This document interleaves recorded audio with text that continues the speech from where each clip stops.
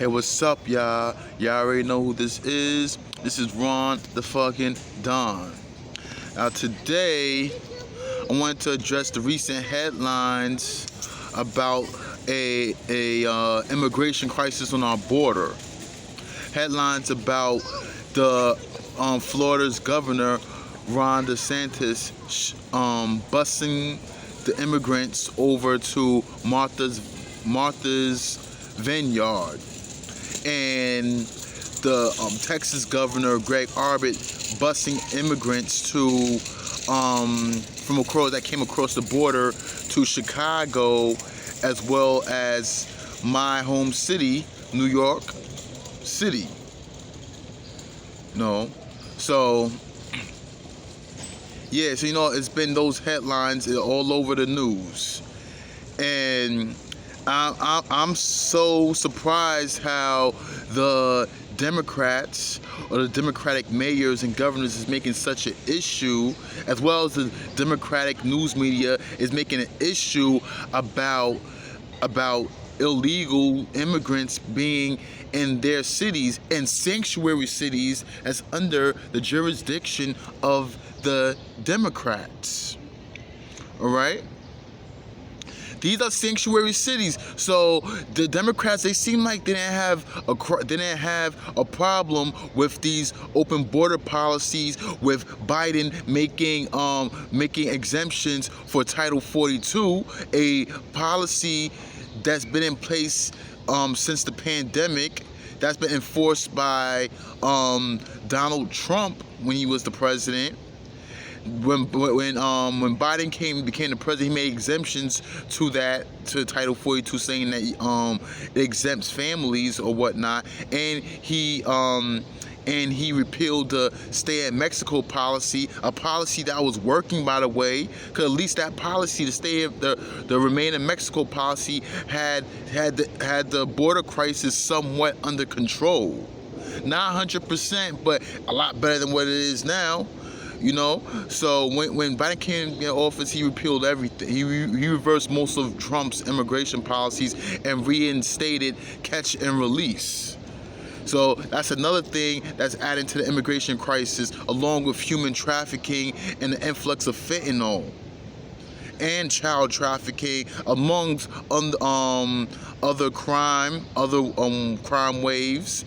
It's creating a crime wave in the state. It's helping create a crime wave within the United States, and not to mention the a lot of gangs, MS-13s, and other gang affiliation groups is coming into this country too, along with the Mexican cartels, is coming through the southern border.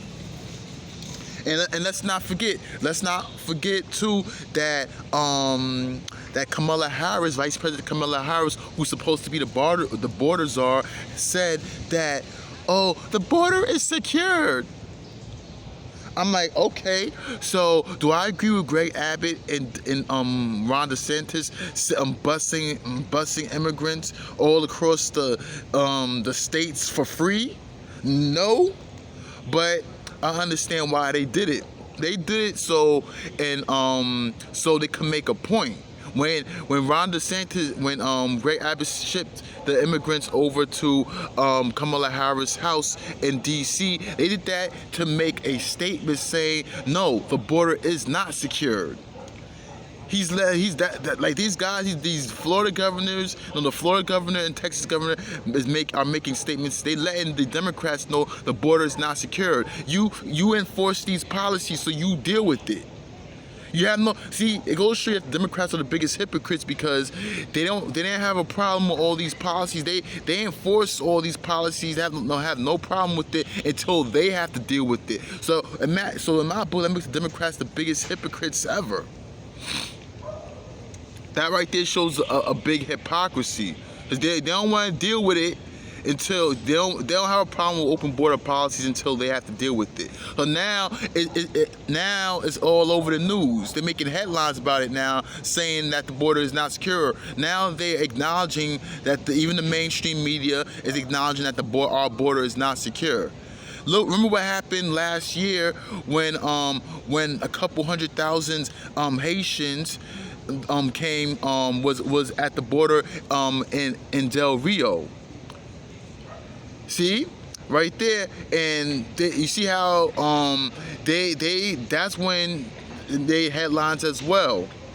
But now that's when they start to deport. That's when they start tackling the immigration crisis. When they seen a bunch of Haitians, now they want to tackle the immigration crisis. It's the same thing now. Only difference is they from the immigrants. A lot of them was from Venezuela and a lot of other countries in the Caribbean and South America.